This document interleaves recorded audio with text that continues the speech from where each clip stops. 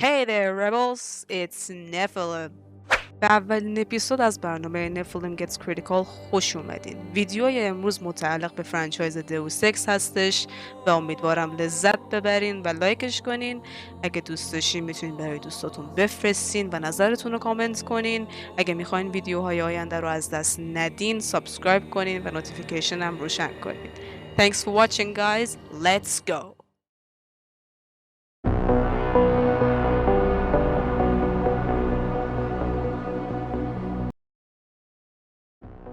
دنیای دئوس اکس دور مدار یک کلمه میچرخه. آگمنتیشن به معنای تقویت و ارتقاء بدن انسان به وسیله تکنولوژی که این امکان رو به نسل انسان میده که محدودیت‌های فیزیکی خودشون رو از بین ببرن. با ما همراه باشین تا تاثیرات سیاسی، احساسی و تفکری همچین دنیایی رو با هم ببینیم. دئوس اکس بره قربانی شده در مسیر خلاقیت در صنعت گیمینگ. این بازی اولین بار در سال 1997 توسط دیولپرهای آین استورم معرفی شد و در سال 2000 توسط کامپنی آیدوس که الان به نام اسکوئر اینکس شناخته میشه منتشر شد. ژانر بازی در یک بازی ترکیبی از رول پلیینگ، ادونچر و فرست پرسن شوتر هستش که به نام امرسیو سیمولیتور شناخته میشه. این ژانر به معنای ترکیب گیم پلی کاملا اینتراکتیو مثل جابجایی پذیر بودن اکثر آبجکت ها در گیم و آپشن های فراوان مثل استلف یا کیاتیک بودن کامبت، تصمیمات جزئی مثل پیدا کردن رمز یا هک کردن کامپیوترها، پیدا کردن مسیرهای مختلف با اکسپلوریشن و انتخاب های مسئولیت دار هستش که به پلیر اجازه میده که سبک بازی کردن کاملا منحصر به فرد خودشو داشته باشه. خالق این سیریز ورن اسپکتور هستش و پروژکت های قبلی او هم از سیستم امرسیو سیم مشابه اما ساده تری برخوردار بودن. از این گیم ها میشه به اولتیما آندرورلد، سیستم شاک و تیف اشاره کرد، اما دئوس اکس یک انقلاب در گیم دیزاین محسوب میشه و به دلیل خاص و جدید بودن ساختار گیم مرقد الهامگیری بازی های متعددی من جمله مس افکت، ویچر 3 و سایبرپانک شد. اما متاسفانه گیم های بعدی فرانچایز دئوس اکس با وجود صاحب عنوان بودن در این ژانر توی اجرا کردن مدرن این ایده ضعف نشون دادن که در ادامه با دلایل و حواشی ناشی این مسئله میپردازیم.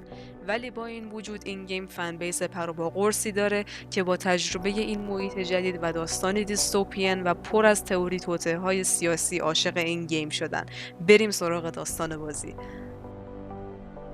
همه چیز از سال 1999 شروع میشه که هیوگ درو یک آزمایشگاه برای تحقیقات تأسیس میکنه که دانشمندان برای عملی کردن پروتزهای روباتیک آزمایش میکردن. رفته رفته و پیشرفت صنعت پزشکی و تکنولوژی به واقعیت تبدیل شد و روز به روز آدمای بیشتری از این آگمنتیشن ها استفاده میکردن. Sounds cool، ولی خب مشکلات خودش هم داشت. کم کم بدن انسان به این قطعات نصب شده واکنش نشون داد و عوارض دردناکی رو ایجاد میکرد که باعث شد یک کامپنی به اسم ورسالایف دارویی بسیار گرون به اسم نرافزین بسازه که بدن رو نسبت به این عوارض آروم میکرد. ولی خب اعتیادآور بود. ورسالایف قبل از همگیر شدن آگمنتیشن روی بچه های کوچیکی آزمایش میکرد و مدالآور این قضیه پسری بود به اسم ادم جنسن که بدنش بدون عوارض این آگمنتیشن ها رو قبول میکرد. Did I leave my door open? Wait, you're not from Roland Mills. You're too handsome to be from Roland Mills. No, I'm not. Mrs. Michelle Walters, is it? My name's Adam Jensen. No, you're much too old to be him. You must be from Roland Mills. And please, it's Miss Walters. Brent Radford sent me. Do you remember him? He's a detective. Yes, lovely gentleman. He still has my photos of Adam when he was a baby. Oh, could you be a dear and fetch them for me? I forgot who has them, though. Are these the photographs? Oh, yes. Thank you. I haven't seen Adam Jensen in such a long time. Forever, it seems. Such a happy baby. I would love to hear more about the boy in those photographs. Such a polite and handsome young man. It'll be my pleasure. The boy in the photo, Adam. Jensen was never really his last name, you know. We only gave that to him after the fire. Fire? At White Helix Lab. That's where Adam's real parents worked. At least I think they were his parents. All those babies, the gene therapy they went through. But Adam, oh, Adam was special. Special? How? He survived what they did to those babies. He was one of a kind.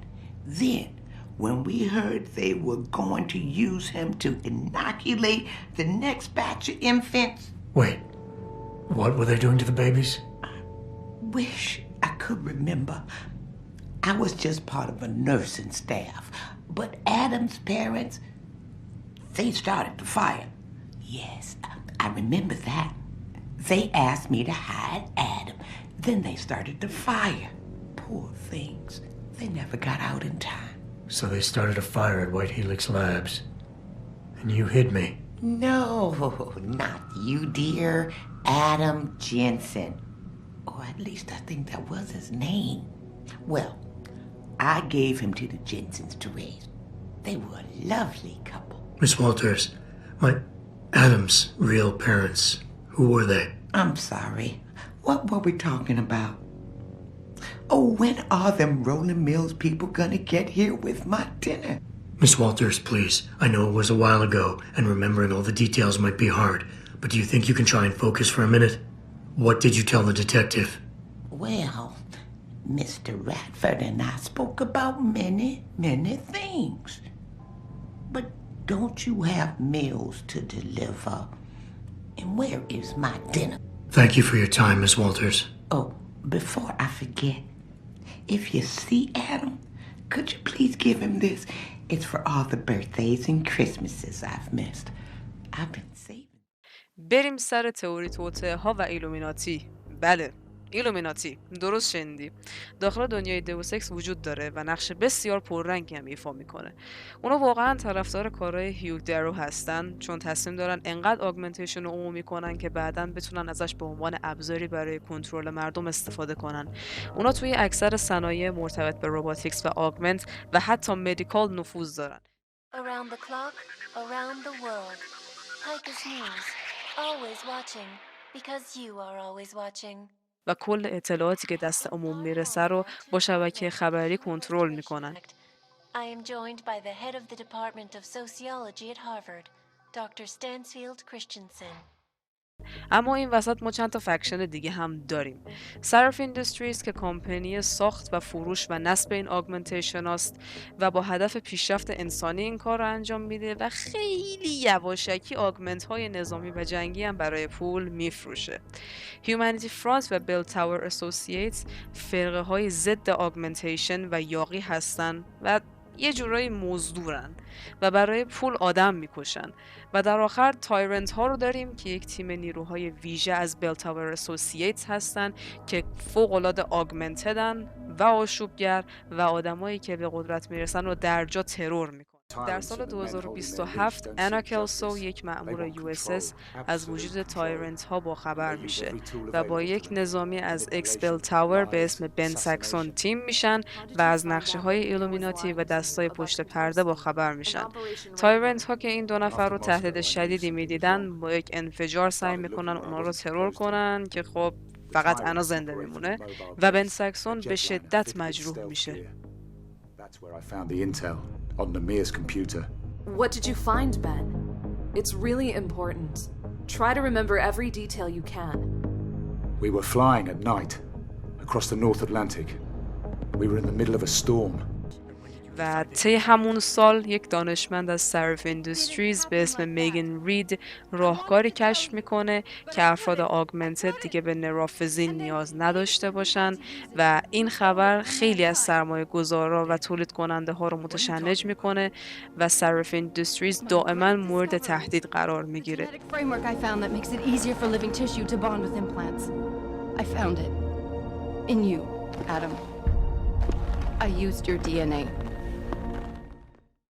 سریف ادم جنسن رو به عنوان مأمور و امنیت شرکت استخدام میکنه، ولی فکر نکنم یه ادم جنسن بتونه از حمله تایرنت ها جلوگیری کنه. پس سریف اینداستریز مورد حمله و نفوذ توسط تایرنت ها قرار میگیره و تیم دانشمندان ربوده میشن. میگن به ظاهر کشته میشه و ادم جنسن یه تیر توی مغزش فرو میره. سریف با بیشترین بودجه خودش ادم رو مجهز به بهترین آگمنت ها میکنه و از مرگ نجات میده. ادم هم توی شرایطی که نباید گیر میفته و برای کشف باعث و بانی این حمله دست به کار میشه و خب چیزای جالبی کشف میکنه، مثلا حقیقت الیزا کسان که اخبارگوی معروف پایکس تیوی هستش در اصل یه هوش مصنوعی کنترل شده توسط ایلومیناتی بوده.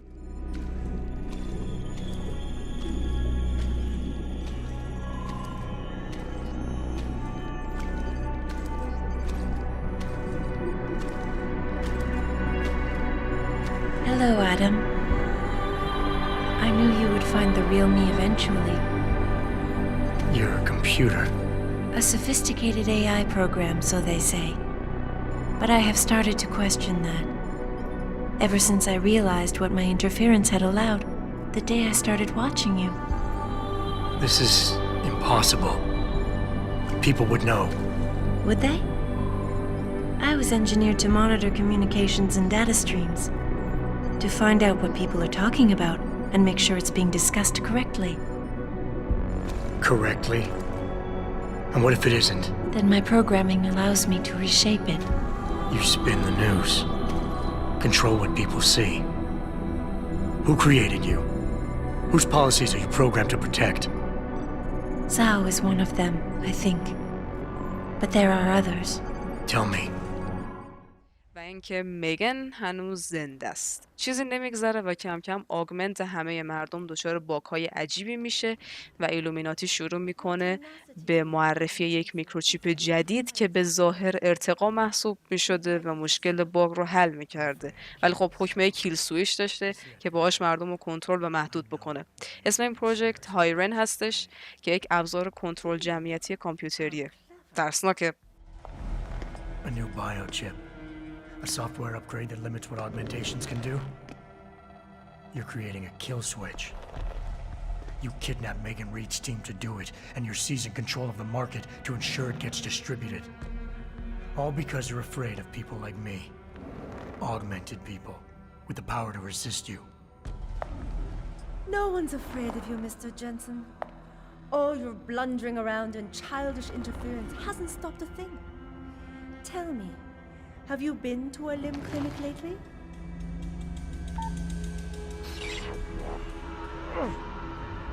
No! هیوگ درا و ایلومیناتی دست به یکی میکنن و یک سیگنال خیلی وسیع میفرستن که افراد آگمنتد رو روانی میکنه و رسما به دگرکشی وادار میکنه. ولی ادم به خاطر ژنتیک خاصی که داشته تحت تاثیر قرار نمیگیره و خودش رو به هیوگ میرسونه.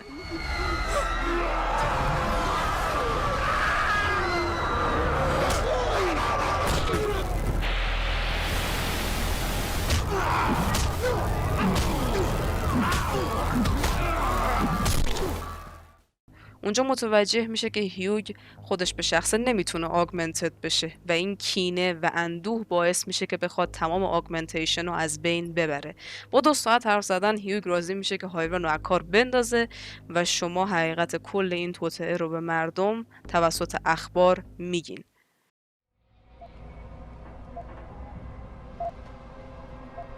People like me? You're not interested in saving humanity, Darrow, no matter how loud you shout it. This is about jealousy, pure and simple. Everything you're doing today is in service to your wounded ego. Because you can't stand anyone leaving you behind. I never said that! Mr. Jensen, please! You think you have the measure of me, don't you? That I'm some common criminal you can bully into submission. Go on then. Beat the codes out of me. Lash out and prove me right about you and what augmentations have done to you. You cover it up with all that pretense about saving the world. Try to justify it. but deep down inside, you're nothing more than an angry child. Spiteful, full of hate, envious and bitter. How petty is that? Petty? I was betrayed by my own genetics, ruined by my own flesh. What right do you have to condemn me, to curse me? All I ever wanted was to build something good, something magnificent. And now, there's so much blood. So much blood.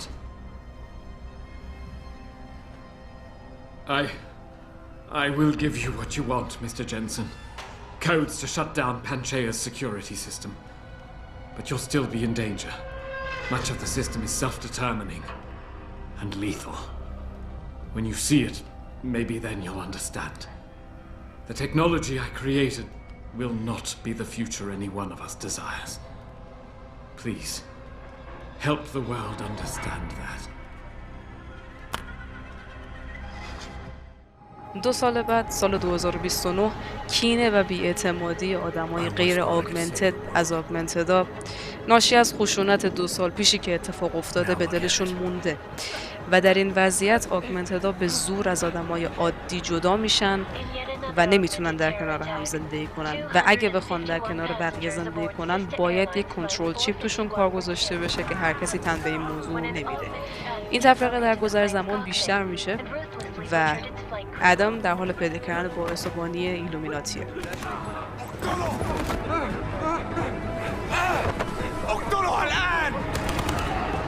Details recovered from the black box recorder suggest that the man may have been suffering flashbacks to the Og incident.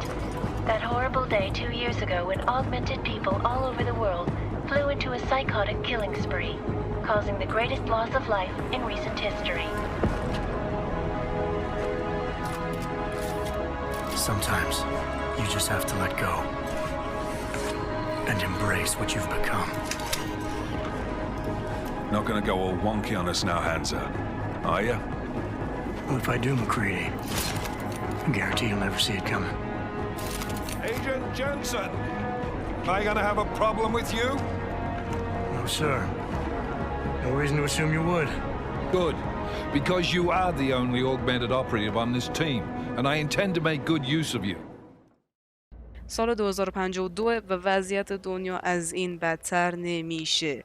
صنعت آگمنتیشن تقریبا از بین رفته و ایلومیناتی به طور پنهانی هنوز با اینداستری های مختلف کار میکنه و نتیجهش کشف یک مدل نانو آگمنتیشن هستش که بدون دردسر نسب و واکنشات بدنیه، ولی خب دیگه اون ظاهر خفن و بعدس ادمو نداره.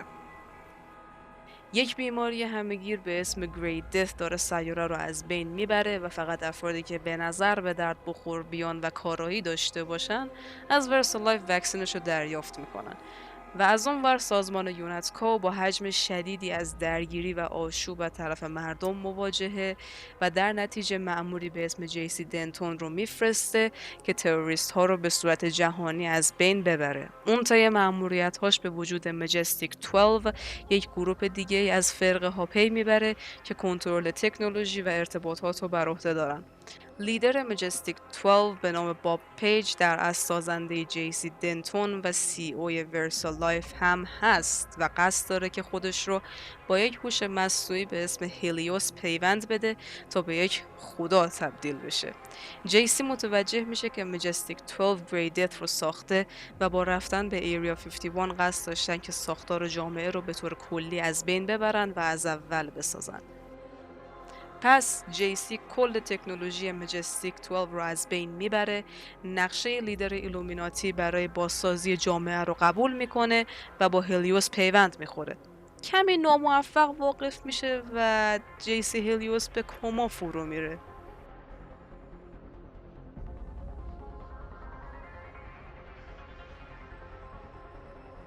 بله و سال 2072 اوضاع کمی بهتر شده و فکشن های جدیدی بر مسئولیت های مختلف نظارت میکنن، ولی خب هنوز فرقه های کمرنگی از انتای آگمنتیشن وجود داره به اسم نایتس تمپلار که هدفشون اینه که کل آگمنتیشن رو از بین ببرن.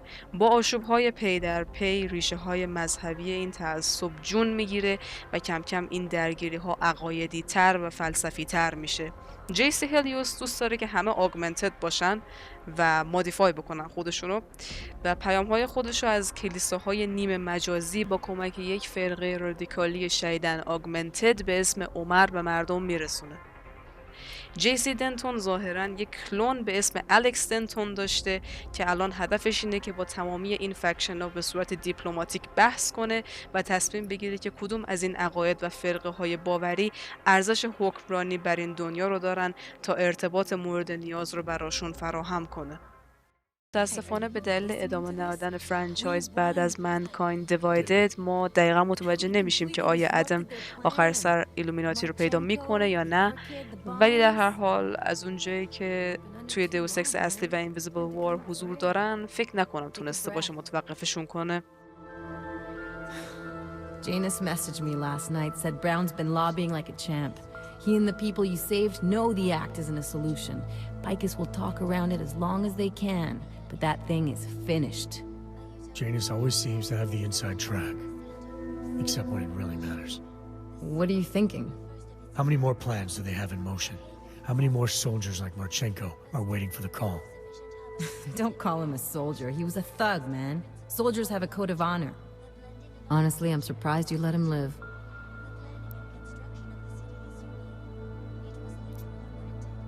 Marchenko knows things.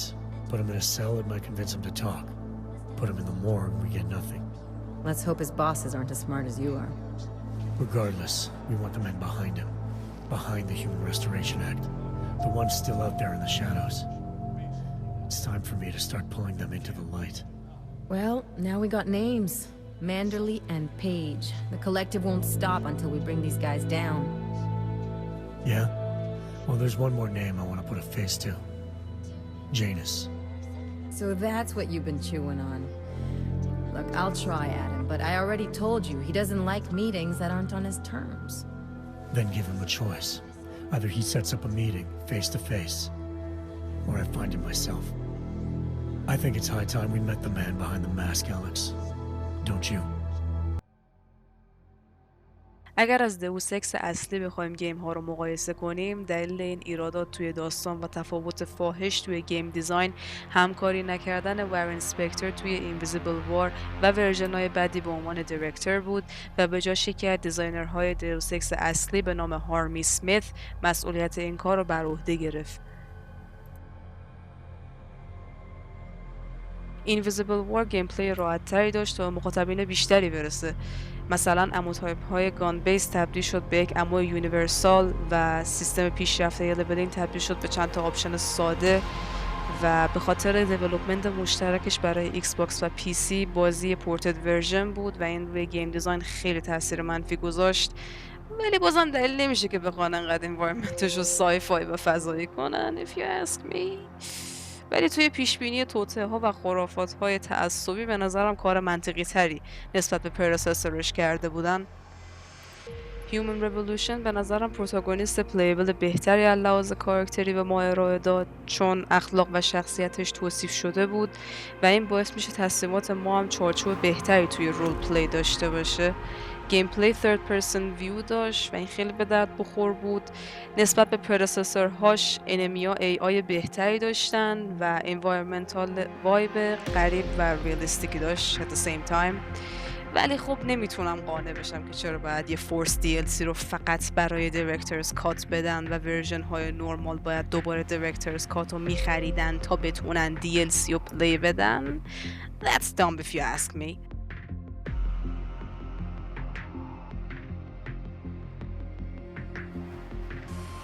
منکایند دیوایدد تنوع مپ خیلی بالاتری داشت، محیطی ریالیستیک با تایملاین گیم و چون که بیشتر توی بخش پایین‌تر جامعه برخورد و رفت و آمد داشتی، نگاه کلوز آپ تری به ترس و دغدغه‌های سوسایتی می‌کردی.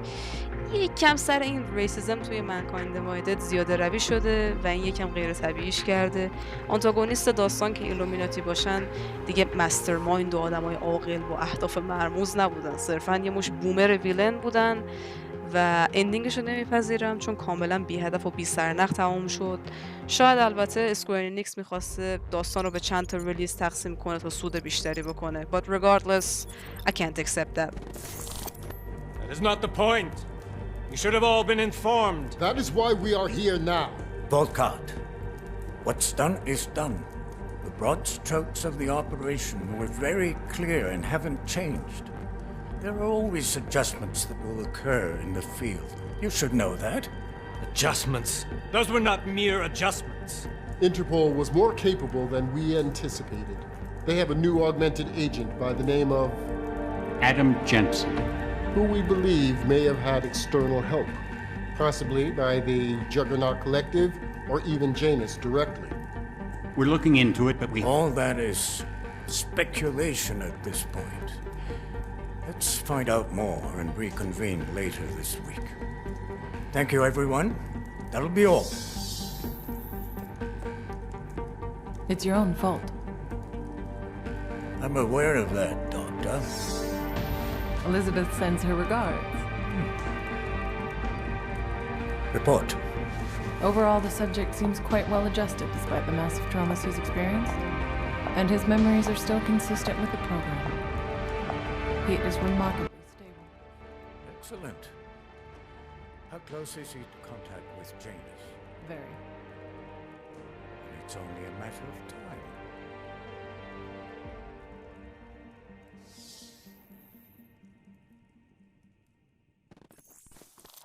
در کل نظر من اینه که این فرانچایز پتانسیل بالایی داشت و هنوزم تا حدودی داره و یک تجربه کاملا جدید توی گیم هست، ولی سلیقه هر کس نیست چون خوب گرفتن با این سبک گیم ها به پشن نیاز داره که ساعت ها از وقت تو برای گشت و گذار و غرق شدن توی داستانش بگذرونی.